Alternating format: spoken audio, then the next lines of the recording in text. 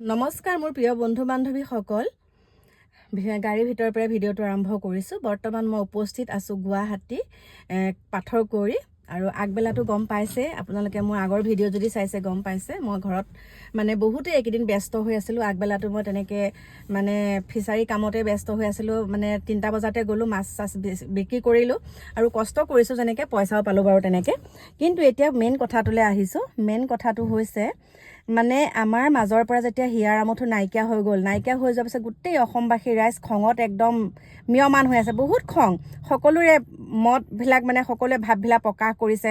কিছুমানে লিখনিৰ দ্বাৰা, কিছুমানে ভিডিঅ'ৰ দ্বাৰা নিজৰ নিজৰ মতবিলাক প্ৰকাশ কৰিছে। আৰু মতবিলাক প্ৰকাশ কৰোঁতে কেতিয়াবা কি হয়, কিছুমান কথা যেতিয়া নিৰীক্ষণ কৰা যায়, ভিডিঅ' বনোৱা বুলিয়ে নহয়, যিকোনো লোকে তেনেকৈ প্ৰতিক্ৰিয়া কৰিছে যে এইটো কাম যদি কৰাহেঁতেন অকণমান এনেকুৱা হ'লহেঁতেন, এইটো কাম কৰাহেঁতেন এনেকুৱা হ'লহেঁতেন। গতিকে সকলোৱে নিজৰ নিজৰ মত প্ৰকাশ কৰাৰ পাছত যিটো পৰিস্থিতি এতিয়া হৈছে যে আমাৰ হিয়াৰ আমঠুৰ পত্নীৰ ওপৰত কিছুৱে আঙুলি টোৱাইছে, আৰু সেইখিনিকে কৈ পেলাই তেওঁ এতিয়া বৰ্তমান মেডিকেলত এডমিট হৈ আছে। তাৰপিছতে আমাৰ হিয়াৰ আমঠুৰ ভগ্নীয়ে যিখিনি প্ৰতিক্ৰিয়া প্ৰকাশ কৰিছে যে ভুৱা অনুৰাগী বা এনেকুৱা অনুৰাগীখিনি এনেকুৱাখিনি কৰাৰ কাৰণে আমি এনেকুৱা পাইছোঁ, এনেকুৱা কৰিব নালাগে। গতিকে আমি এটা কথাই কৈছোঁ, যিমানখিনি তদন্ত হৈছে এতিয়া আমাৰ হিয়াৰ আমঠু হৈ, যদিহে আমাৰ অসমবাসীৰ ৰাইজ যদি ইমান জাগ্ৰত নহ'লেহেঁতেন, ইমানখিনি কিন্তু ইনভেষ্টিগেশ্যন নহ'লোহেঁতেন। তেওঁ কথাটো কৈছোঁ মই, ভগ্নীয়ে যিখিনি প্ৰতিক্ৰিয়া প্ৰকাশ কৰিছে, যদি আজি আমাৰ হিয়াৰ আমঠু ভগ্নী আৰু পত্নী যদি মনে মনে এতিয়া নিচিনাকৈ থাকিলেহেঁতেন, তেতিয়াও কিন্তু ইমানখিনি নহ'লগৈহেঁতেন। আমাৰ জনতাই, আমাৰ সকলো জনতা ওলাই আহিছে, সকলো ৰাইজ ওলাই আহি পেলাই যিমানখিনি প্ৰতিক্ৰিয়া প্ৰকাশ কৰিছে, যিমানখিনি প্ৰতিবাদ কৰিছে, সেই প্ৰতিবাদৰ ফলতহে এইখিনি হৈছেগৈ বুলি মই ভাবোঁ। মোৰ মনৰ ধাৰণা সেইটো। গতিকে মই এটা কথাই কৈছোঁ, এতিয়া যে আমাৰ বিষপ্ৰভা হৈ যিজন অধিবক্তা আহিছে, সেই অধিবক্তাজনে সুন্দৰকৈ কৈছে কথাখিনি যে আমাৰ বিষপ্ৰভা গাত ভুল নাই। ছিংগাপুৰৰ যিটো ৰিপৰ্ট আছে, ৰিপৰ্টটো চাই পেলাই কৈছে যে বিষপ্ৰভা গাত দোষ নাই, তেওঁ নিৰ্দোষী, তেওঁ উলিয়াবই, তেওঁ বেল পাবই গতিকে মই তেওঁ কোৱা কথাখিনিও আপোনালোকক দিছোঁ। আৰু লগতে যিসকল অধিবক্তাই কৈছিলে যে এই 7 অভিযুক্ত হৈ পেলাই আমি আগবাঢ়ি নাহোঁ বুলি, তেওঁলোকৰ প্ৰতিক্ৰিয়া আপোনালোকক শুনাইছোঁ। গতিকে মোৰ প্ৰিয় বন্ধু বান্ধৱীসকল, এতিয়া এটা কথা কৈছোঁ, আমি ভাবিছোঁ মনত যে আমি এনেই এইবিলাক চিঞৰি বাখৰি লাভ নাই। আমি এটাই মনতে ভাবি আছোঁ যে আমি ন্যায় পাম, আৰু ন্যায় পাম বুলি আমাৰ আইনৰ ওপৰত আস্থা আছে, বিশ্বাস আছে। যেনেকৈ তেওঁলোকৰ হিয়াৰ আমঠুৰ পত্নী আৰু ভগ্নীৰো আস্থা আছে, নিষ্ঠা আছে, সকলো হয় আইনৰ ওপৰত। গতিকে তেওঁলোকে যেতিয়া এনেকৈ থাকিব পাৰিছে, আমি সাধাৰণ মানুহখিনিয়ে চিঞৰি বাখৰি এনেকুৱাহে কৰিব লাগে, এনেকুৱাহে কৰিব লাগে। এতিয়া সামাজিক মাধ্যমত আমাৰ হিয়াৰ আমঠু হৈ পেলাই যিমানখিনি অপপ্ৰচাৰ চলাইছে, সেই অপপ্ৰচাৰ চলোৱাৰ ফলত আমাৰ একাংশ এতিয়া বেয়াকৈ এনেকুৱাকৈ কৈছে, আৰু খঙত কৈছে, যিসকলে অপপ্ৰচাৰ চলাইছে তেওঁলোকক কৈছে। কিন্তু চাওক, আমিহে কৈ আছোঁ, তেওঁলোকৰ ভগ্নী পত্নীয়েতো এটা পোষ্ট দি আছে যে এনেকুৱাখিনি কৰিব নালাগে, এনেকুৱাখিনি। গতিকে আমিও নিশ্চুপ হৈ থকাই ভাল। সেইটো ক্ষেত্ৰত সকলো ভগৱানৰ ওপৰত এৰি দিছোঁ। এটাই ভগৱানৰ ওপৰত বিশ্বাস ৰাখি ভাবিছোঁ যে আমি জাষ্টিচ পাম, আমি ন্যায় পাম। গতিকে সেইখিনিয়ে। বাকী অধিবক্তা ওলাই আহিছে, তেওঁলোকে প্ৰমাণ কৰিব তেওঁলোক নিৰ্দোষী বুলি, আৰু সেইটো ছিংগাপুৰৰ ৰিপৰ্টত আছে, ডাউনিং বুলি আছে। গতিকে তেওঁলোকৰ মই ভিডিঅ' ক্লিপকেইটা আপোনালোকক লগাই দিছোঁ, আপোনালোকে চাওক আৰু আপোনালোকৰ মতামত জনাব। আৰু আজিৰ পৰা মই এটাই কৈছোঁ, যোনে যি কৈ থাকক, কাৰণ আমি কিবা এটা প্ৰকাশ কৰিম, মনৰ ভাৱ প্ৰকাশ কৰিম, তেওঁলোকৰ অন্তৰত দুখ লাগিব। তেওঁ ভগ্নীয়ে কৈছে, আমাৰ হিয়াৰ আমঠু ভগ্নীয়ে কৈছে যে মিছা অনুৰাগী আহিব নালাগে, সঁচা অনুৰাগীসকলেহে জাষ্টিচ ফৰ জুবিন গাৰ্গ লিখক। আমিতো লিখিয়ে আছোঁ, কিন্তু তাৰ ভিতৰতে কিছুমান যেতিয়া আমি দেখোঁ, তেতিয়াতো আমি মত প্ৰকাশ, বা মোৰ বুলিয়ে নহয়, গোটেই ৰাইজে মত প্ৰকাশ কৰিছে যে এইটো হ'ব নালাগিছিল, যদি এনেকুৱা এটা হ'লহেঁতেন, এনেকুৱাখিনি আৰু অকণ আগবাঢ়িলেহেঁতেন দেই। সেইটো কথা কৈছোঁ ছিংগাপুৰলৈ যোৱাৰ ক্ষেত্ৰত আমাৰ হিয়াৰ আমঠুৰ পত্নী। কিন্তু এতিয়া তেওঁলোকে কৈছে যে আমি ছিংগাপুৰলৈ যোৱাৰ কোনো, ধুনীয়াকৈ ষ্টেটমেণ্ট দিছে, আপোনালোকক নক'লেও হ'ব। গতিকে তেওঁলোকে যেতিয়া মনে মনে আছে, আমি এনে বকি পেলাই, আমি এনে নিজৰ মানসিক শাৰীৰিক কষ্ট কৰি পেলাই এইবিলাক কৰি আমিহে পিছত কষ্ট পাব লগা হয়নে নহয়? গতিকে ভগৱানকে দিছোঁ, আৰু আপোনালোককো কৈছোঁ, যিসকলে এনেকুৱা মন্তব্য কৰি আছে বা এনেকুৱা পোষ্টবিলাক দি আছে, আপোনালোকে নিশ্চুপ হৈ থাকক, চাই থাকক তেওঁলোকেনো কি কৰে, কাৰণ আইনৰ ওপৰত সকলোখিনি এৰিয়ে দিছে হয়। গতিকে ময়ো সেয়াই, আৰু এতিয়া বিষপ্ৰভা যদি ওলাই আহে, সেইটোত মনটো বেয়া লাগিব। বহুত ক্ষোভত কিবাকিবি কৈ আছোঁ, কিন্তু যোনে যিমানেই নকক নিৰ্দোষী বুলি, কিন্তু আমিতো দোষী বুলিয়ে ভাবি আছোঁ। গতিকে তেওঁ যিজন অধিবক্তা লৈছে তেওঁ কি কৈছে শুনক, আৰু যিসকল আগবাঢ়ি নাহোঁ বুলি কৈছিলে অধিবক্তা তেওঁলোকৰো ভাষ্যখিনি আপোনালোকৰ মাজলৈ দিছোঁ, চাওক আৰু আপোনালোকৰ মতামতসমূহ জনাব। আমাৰ এটা ৰাইট আছে কনষ্টিটিউশ্যনেল ৰাইট, আৰু কনষ্টিটিউশ্যনেল ৰাইটৰ ভিতৰত আৰু কিছুমান ৰাইট আছে, মষ্ট ইম্পৰ্টেণ্টলি ফাণ্ডামেণ্টেল ৰাইট। তাৰ ভিতৰত এটা ৰাইট হ'ল আপোনাৰ নিজকে নিজৰ চইচৰ উকিল দি পেলাই ডিফেণ্ড কৰাটো, আৰু সেই ৰাইটটো আপোনাৰ কোনো পদ্ধতি কোনো প্ৰকাৰেদি সেইটো বস্তু আপোনাৰ কোনো মানুহে আপোনাৰ ইনফ্লুৱেঞ্চ কৰিব নোৱাৰে। আৰু তেনে ক্ষেত্ৰত মই নাভাবিলোঁ যে মানে যিমান ডাঙৰে কেছ হওক বা যিমান হেৰিয়ে নহওক, কোনোবা মানে একিউজে সেই ৰাইটটো আপোনাৰ কোৰ্টত মানে নাপাব যে। আৰু মষ্ট ইম্পৰ্টেণ্ট কথাটো হ'ল কি, যদি এগৰাকী মানুহে বা যোনেই নহওক যিমান বেয়া কেছেই নহওক, যদি আপোনাৰ কোৰ্টত নিজকে নিজৰ চইচৰ উকিল দেই, অকল উকিল হ'লেই নহ'ব। এইটো কেছত আপোনালোকে দেখিছে গভৰ্ণমেণ্টৰ ফালৰ পৰা উকিল আছে, তাৰমানে কিন্তু এইটো নুবুজায় যে সেই উকিলজনা তেওঁ ন ডাউট খুব ভাল উকিল হ'ব, মই ডেফিনেটলি বিশ্বাস আছে, কিন্তু তেখেতসকলৰ চইচৰ উকিল নহয় সেই বুলি মই ধৰিছোঁ, কাৰণ তেওঁলোকে এপইণ্ট কৰা নাই তেখেতক। আৰু যিহেতু এপইণ্ট কৰা নাই, প্ৰথম কথাটো আহে ফেয়াৰ ট্ৰায়েলটো আমি হৈছে বুলি ক'ব নোৱাৰোঁ। আৰু ইন ডেট কেছ সুপ্ৰিম কোৰ্টে এনি টাইম ইণ্টাৰফেয়াৰ কৰিব পাৰে কেছটোত, গোটেই কেছটো ইয়াৰ পৰা উঠাই নি পেলাই আপোনাৰ বেলেগ এখন ষ্টেটত দি দিব। আৰু যেতিয়া সেই বস্তুটো হ'বগৈ, আমি যেনেকৈ এতিয়া আপোনালোকে মোক আহি প্ৰশ্নটো সুধিবলৈ আহিছে, আমি সেইখিনি আমি একো বস্তুৱেই গম নাপামগৈ, ক'ত কি হৈ আছে, কেছ কি হৈ আছে, সেই বস্তুবোৰ আমাৰ হাতৰ পৰা গুচি যাব। চ' আপোনালোকে সেই লাইনটো যদি ভাবি চাই, ডেফিনেটলি মই কিছু মানে হেৰিলৈকে মই নিজেই ভাবোঁ মই ঠিকেই কৰিছোঁ, আৰু মানুহে সেইখিনি বস্তু যদি বুজি পাওক। ৰাইজে বিচাৰি আছে অমৃত প্ৰভাৱক, তাৰে মাজতে আপুনি আমি বিচাৰিছোঁ, ময়ো বিচাৰিছোঁ যোন দায়ী হয় একচুৱেলি তেওঁলোকে শাস্তি পাওক। কিন্তু বস্তুটো হ'ল কি, যদি ফেয়াৰ ট্ৰায়েলটো আমি কৰিব নোৱাৰোঁ, তেতিয়াহ'লে কোনফালেদি মানে গলিদাও মানে আল্টিমেটলি তুমি জাষ্টিচ বিচাৰিছে পাবগৈ।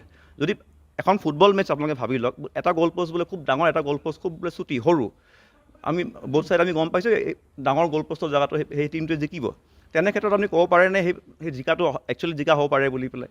যদি ফেয়াৰ ট্ৰায়েল আমি দিব নোৱাৰোঁ মানুহক, যদি মানুহে উচিত উকিলজন তেওঁলোকৰ সাধ্যমতে, মই এটা ক্ষুদ্ৰ উকিল, বহুত ডাঙৰ ডাঙৰ উকিল আছে, তেওঁলোক যদি যোনে যেনেকৈ পাৰে যেনেকৈ কৰে, সেইখিনি যদি উকিল নাপায় ফেয়াৰ ট্ৰায়েল বুলি হোৱা বুলি সেইটো ক'ব নোৱাৰি, সিমানে কথা। আৰু ছ'চিয়েল মাধ্যমতো চাওক সেইবোৰ বস্তু মই নাজানো, মই তেখেতক আগৰ পৰা চিনি নাপাওঁ। মই যি দেখিছোঁ যি কৰিছোঁ সিদ্ধান্ত লৈছোঁ, মই অকল চাৰ্জশ্বিট চাই পেলাই কৰিছোঁ। আৰু চাৰ্জশ্বিট যেতিয়া দেখিছোঁ, এতিয়া মই কজ অফ ডেথ দেখিছোঁ ড্ৰাউনিং, আৰু ড্ৰাউনিঙৰ লগত বস্তু কিছুমান জড়িত কৰা হৈছে, আপোনালোকে নিজেও জানে ড্ৰিংকিং চিংকিং সেইবোৰ লগাই ৰাখিছে।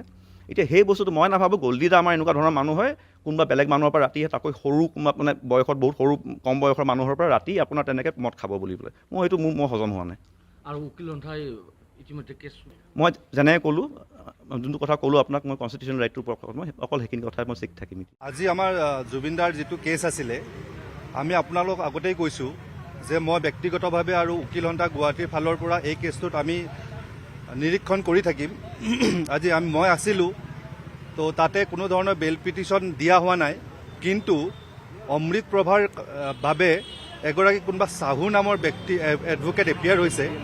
তো এই চাহু এপিয়াৰ হৈছে, তেওঁ বেল পিটিশ্যন দিয়া নাই, কিন্তু চৰকাৰী যিটো অধিবক্তা আছে তেখেতক পেন ড্ৰাইভটো দিলে চাৰ্জশ্বিটৰ। কিন্তু অতি পৰিতাপৰ বিষয় যে পেন ড্ৰাইভটো দিলে 12,000 পৃষ্ঠা বা ইমান হাজাৰ পৃষ্ঠাৰ, কিন্তু সেই পেন ড্ৰাইভটো পঢ়িবৰ কাৰণে চৰকাৰী উকিলৰ হাতত এটা কম্পিউটাৰ নাই। আৰু অহা 3 জানুৱাৰী 2026 কেছটোত চাৰ্জ ফ্ৰেমৰ কাৰণে আছে। আপুনি এটা কথা কওক, এজন মাত্ৰ চৰকাৰী অধিবক্তাই 12,000 পেজ পঢ়ি এটা চাৰ্জ ফ্ৰেমিঙত তেওঁ শুনানি গ্ৰহণ কৰিব, এইটোতো হ'ব নোৱাৰে, যাৰ লগত আনকি এটা লেপটপ নাই। তো তেওঁ হাৰ্ড কপি বিচাৰিছে, হয়তো CID হাৰ্ড কপি দিব। তথাপিও আপুনি এজন মানুহ হিচাপে কওক, আজি হ'ল 22 তাৰিখ, 10 দিনৰ ভিতৰত আপুনি 22,000 কপি পঢ়িব পাৰিব? 12,000, 10,000, 5,000 নোৱাৰে। তাকো এনেই পঢ়িলেই নহ'ব, বিস্ময় পঢ়াৰ নিচিনা, আমি একদম সূক্ষ্মভাৱে পঢ়িব লাগিব। গতিকে আমি গুৱাহাটী উকিল সন্থাই বাৰে বাৰে কৈ আছিলোঁ, চৰকাৰক আমি আবেদন জনাইছোঁ আপোনালোকৰ মাধ্যমেৰে, আমি কাইলৈ তেওঁলোকক মেমৰেণ্ডাম দিম, স্মাৰক পত্ৰ দিম। জুবিনদাৰ কেছটো ফাষ্ট ট্ৰেক হ'ব লাগে, কল ফাষ্ট ট্ৰেক নহয়। বাৰে বাৰে কৈ আছোঁ, আমাৰ অভিনীলৰ ফাষ্ট ট্ৰেকৰ নিচিনা নহয়, এইটো ডে টু ডে হিয়েৰিং হোৱা ফাষ্ট ট্ৰেক কৰিব লাগে, স্পেচিয়েল PP দিব লাগে, এ টিম অফ PP দিব লাগে, যাতে এজন PP এইটো কাম কৰিব নোৱাৰে। মানে আপোনাৰ ধৰক স্পেচিয়েল প্ৰচিকিউটৰ হ'ব লাগে, এটলিষ্ট 8-10জন মানুহ এটা টিম হ'ব লাগে, যেনেকৈ CID ইমান ডাঙৰ টিম, ইমান ধুনীয়া ডাঙৰ টিম এটা আমাৰো বনাই দিয়ক। আৰু ইয়াত লেকুনা থাকিব নালাগে এখন।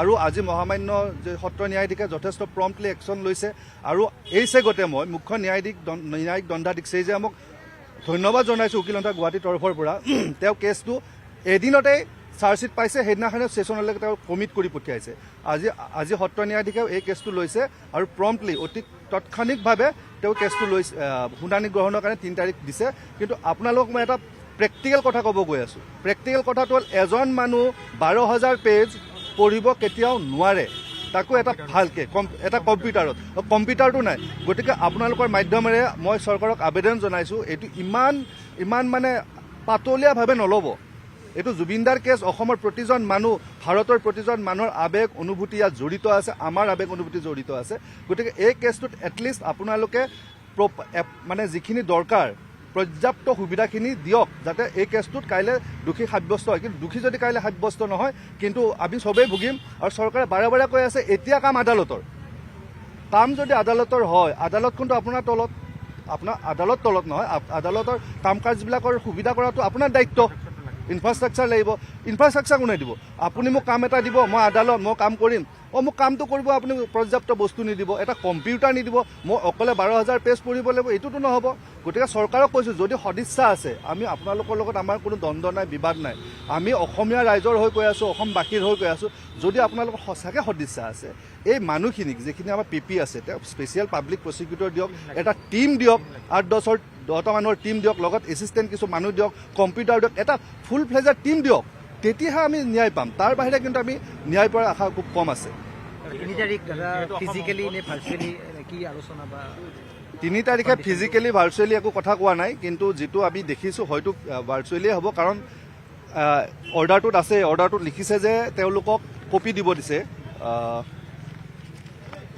তেওঁলোকক 7 দিনৰ ভিতৰত কপি দিব দিছে হাৰ্ড কপি যিহেতু চাওক এইখন মহামান্য আদালতে বুজি পাইছে যে জেলত কম্পিউটাৰ নাই গতিকে CID-ক কৈছে যে আপোনালোকে এই গোটেই চাৰ্জশ্বিটখন তেওঁলোকক হাৰ্ড কপি দিব এতিয়া অভিযুক্তই চাৰ্জশ্বিট পোৱাই নাই নেকি চাৰ্জশ্বিটখন পেন ড্ৰাইভ পাইছে পেন ড্ৰাইভ পালে আপুনি এতিয়া সেই তাতো পঢ়িব নোৱাৰিব ন কম্পিউটাৰ নাই গতিকে সেই বস্তুটো হৈছে তেখেতসকলক 7 দিনৰ ভিতৰত দিব দিছে CID-য়ে দিব ডাইৰেকশ্যন আছে ইয়াতে আপোনালোকে 7 দিনৰ ভিতৰত দিব আৰু দুজন ইয়াতে ধৰক অমিতাভ বৰুৱা বুলি এজন আছে আৰু প্ৰবীণ কুমাৰ শৰ্মা এওঁলোক দুজন লিগেল ডিফেন্স কাউন্সিল আৰু নিয়োগ হৈছে যিজন প্ৰথমতে চিফ লিগেল এইড আছিলে ধ্ৰুৱজ্যোতি দাস তেওঁলোকৰ লগত এই দুজনকো দিছে কাৰণ তেওঁলোকে মহামান্য আদালতে বুজি পাইছে যে অকলে এজনে নোৱাৰে গতিকে মই বাৰে বাৰে কৈছোঁ যে আৰু আমাক এটা ভাল টীম দিয়ক আমাৰ দাবী উকিল সন্থা গুৱাহাটীৰ দাবী নহয় এইটো অসমবাসীৰ দাবী যে এখন স্পেচিয়েল কোৰ্ট বহাওক ডে টু ডে হিয়াৰিং কৰক এটা ভাল টীম বনাওক এনে এখন কোৰ্টক জাপি বস্তুটো দি পেলাই দায় সাৰা কাম নকৰিব চৰকাৰক আমি অনুৰোধ জনাইছোঁ